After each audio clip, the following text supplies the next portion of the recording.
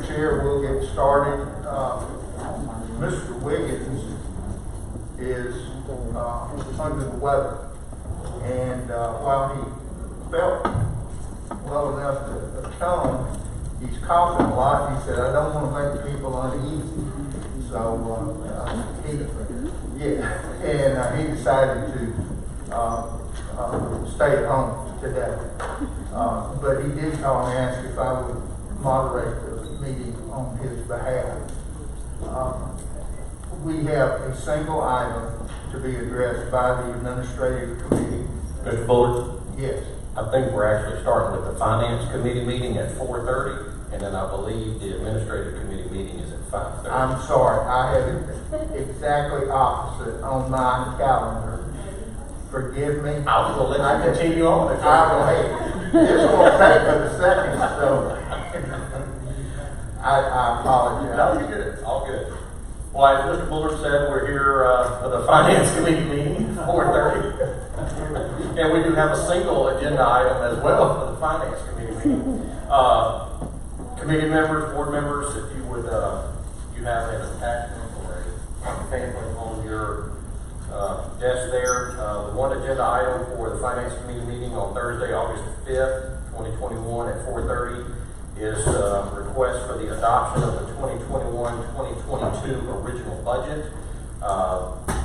As you see, Ms. Bamberg has put together documents for each of us. At this time, I will entertain a motion and/or comments and discussion. Ms. Bamberg, anything that you would like to start off with in addressing the committee or the board? Good evening. In your packet, the very first item is the budget message. So that will give you more details on the budget.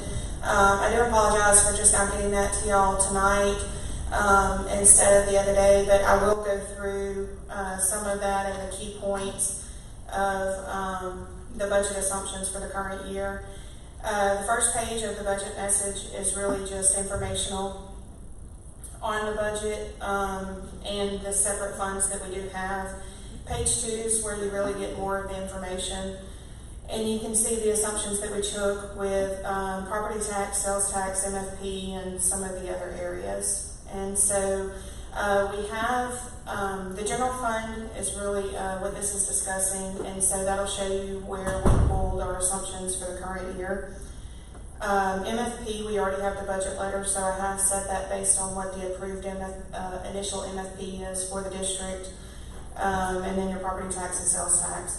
And then also some of the key expenditure areas, we have incorporated the back to school check and the 13th check, as we always do, as well as annual step increases and the pay raise that the board has approved. And then the next few pages just give you a little bit more detail on that. Behind the budget message will actually be the copy draft of the budget. This is the same one that y'all received at the beginning of the week. So I have not made any more changes since then. Is there any item or anything any questions y'all might have, any areas you might want me to discuss? Could you touch on the sales tax receipts over the last couple of months and where they are currently trending, and just kind of give us a brief overview, nothing too detailed, but I know we were seeing some increases. Can you kind of Yes. throw those out for us, please? Absolutely. You will see that for the sales tax, the way I explained it in the budget message is I used a levelized sales tax for the projection for the budget for the current year. Over the last 4 months, we've seen significant increases in our sales tax revenue. Particularly, there's 2 months that it exceeded 30% increase in sales tax in those 2 months. So what I did is to levelize it, I took the last 4 months of the year off for the current year, since those were the months that were higher, and I used the prior year. We do still expect to see those increases, or to see an increase, which is why I did project a 3% increase over that levelized amount. However, I do believe that those were outlier months or exception months to be 30% increases. I have talked to the sales tax collector about it, and it was strictly sales It's no major audit, it's nothing like that. It was strictly, there were 2 months that the sales were significantly higher than normal. So we do, like I said, expect it to continue, but not at that level. So that's where we came up with the assumption for the current year. Okay, thank you. Mr. Bass?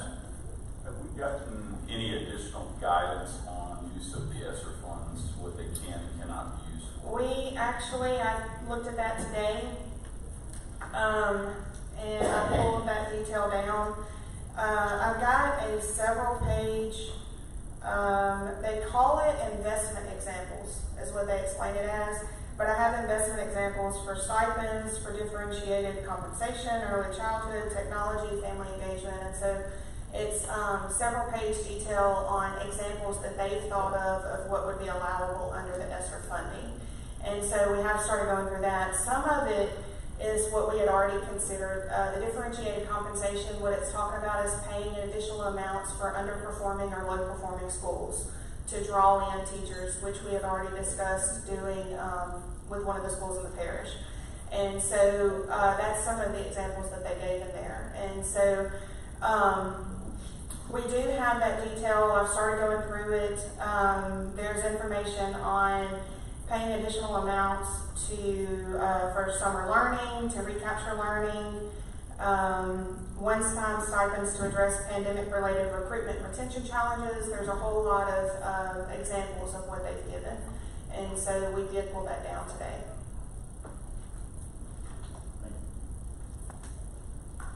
I know the board has also asked several times on a timeline of when those funds are expected to be released.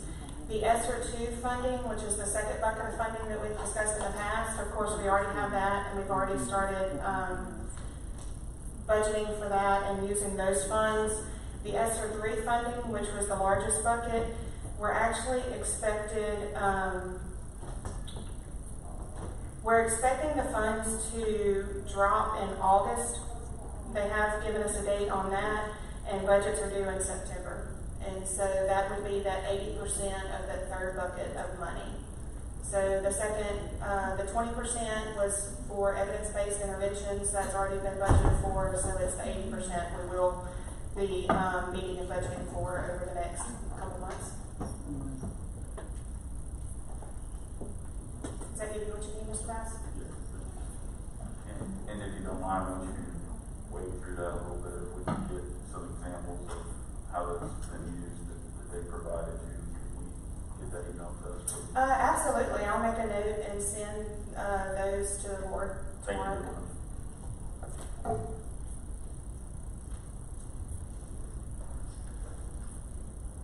Any additional questions from the committee or the board as you look through this? We'll give everybody a couple minutes to thumb through for each. As Ms. Bamber pointed out, this is no different than the copy we received in advance. This is simply a printed hard copy for your review.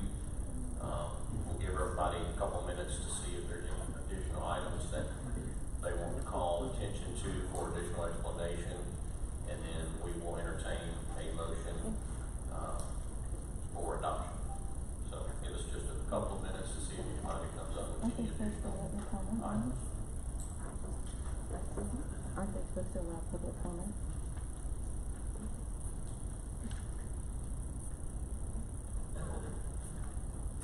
Ms. Bamber, I know one topic that came up, I didn't get to it, but I believe we budgeted more for healthcare this year than we have in years past. Is that correct? And if so, can you speak to that? Are you talking about in the health insurance fund or in the general fund itself? Either or. Okay.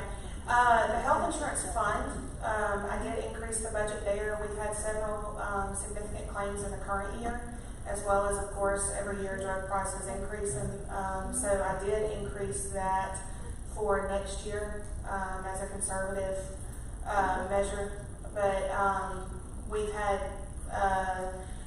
if I'm remembering my numbers right, we have 10 that exceed our large cap for high cost claimants. And so that drives up our actual expenses. Now, of course, they do call it the reinsurance. We get the revenue as well, but we did have significant more expenses there.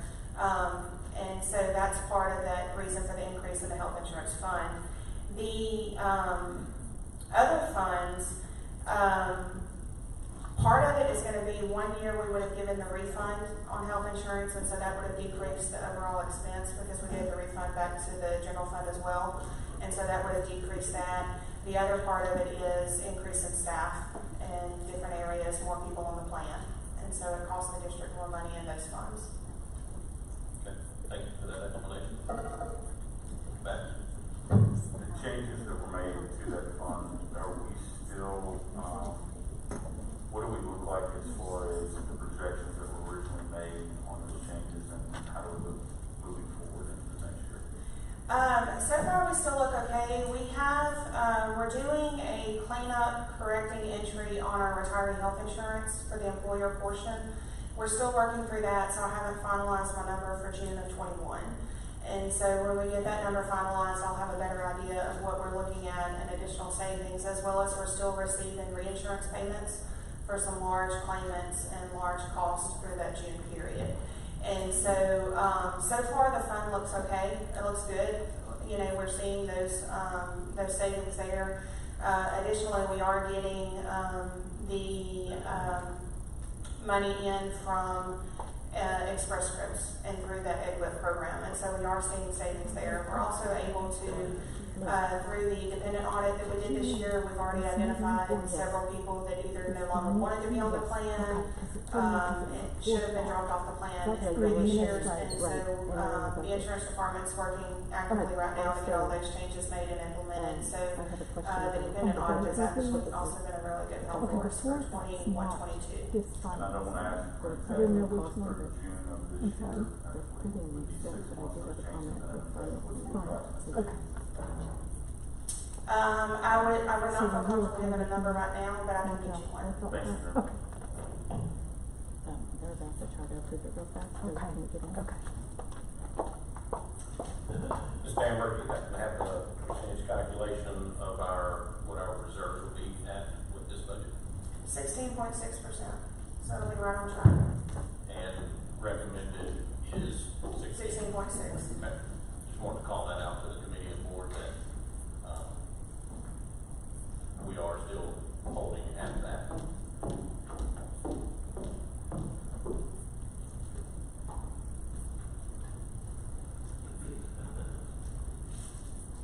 Okay, before we entertain any motions, we have a comment request from a Miss Dawn Thomas. Ms. Thomas, you will have her.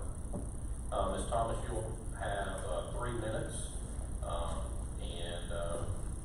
Just remind you that topics need to be maintained on the agenda item for the Finance Committee, which is the general budget.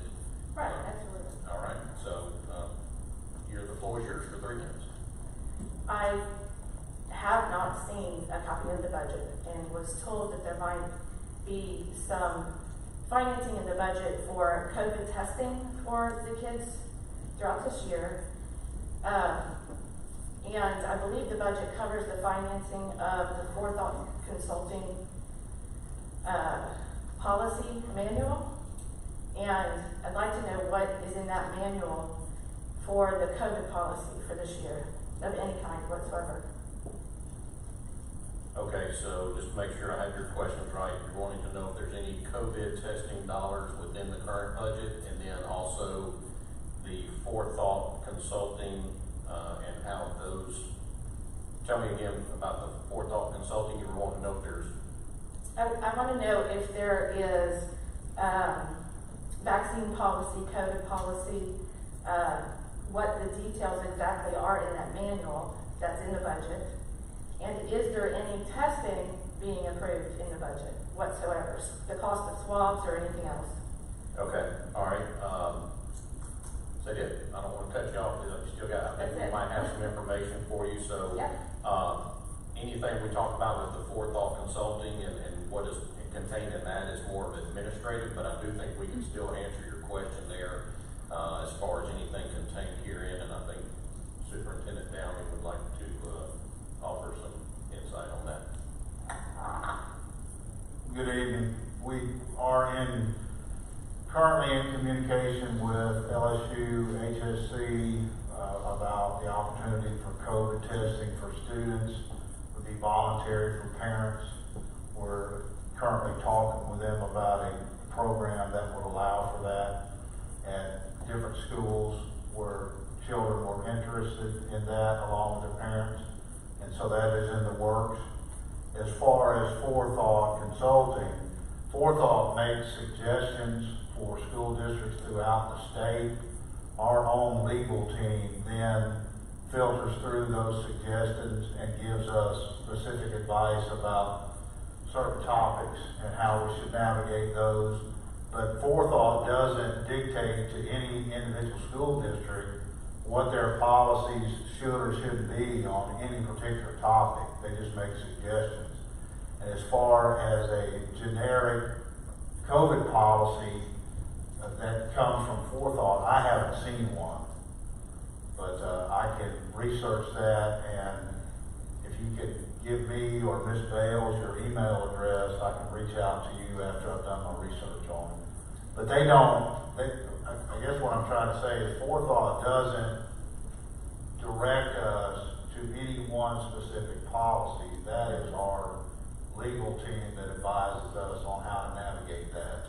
Right, and if I may comment to that, the governor put out a bit of news earlier today, and and I can pull it up and just show you from where you are. He intends to put a mandatory vaccine mandate in place before Labor Day, which is probably why the masking is only 30 days. So I think it's very important, if you intend to approve any part of the budget for anything that is unconstitutional, anything that does not give parents the right to make their own choices for their children, I think you're making incredibly bad choices, obviously. The one thing we've had in this country is our Constitution, and you all know we're losing it very, very quickly. So every decision that you're making, right down to approving the budget of whatever policy there is or expense there is for testing. The testing is free from LSU HSC, and it's totally voluntary per the parent or the student. I mean, obviously, if the student is a minor, the parent would have to give permission. We're not going to force anything on anybody.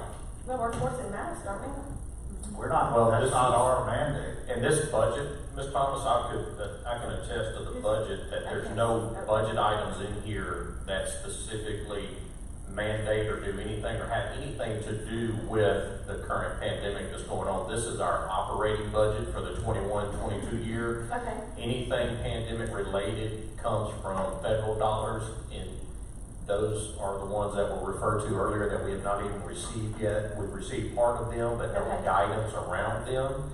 But this is our general operating budget. It has nothing to do with any pandemic related items. This is for the education of the Okay. children and paying our employees. Okay, so in that healthcare portion, there's absolutely nothing related to any health issues with children in the school, and there's no policy being created in that finance.